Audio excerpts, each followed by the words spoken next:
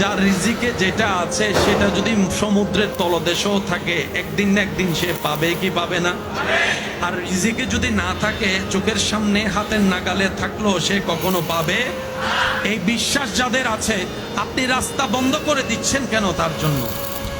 এমনও তো হতে পারে সে আপনার বন্ধ করা রাস্তার উপর যদি রবের উপর সন্তুষ্টি থেকে ধৈর্য ধরার মতো ধরতে জানে, আল্লাহ তার তকদিরে এরকম 10টা রাস্তা কিনার তৌফিক তাকে দান করে দিবেন। একটা সময় জীবন এমন গিয়েছে, এক বেলা খাবার জুগাইলে আরেক বেলা নিয়ে টেনশন করতে হতো। আজকে সে ভাইয়ের ঘরের মধ্যে দেখেন বাজারের অভাব নাই, ফ্রিজ ভর্তি বাজার আছে, পকেট ভর্তি টাকা আছে।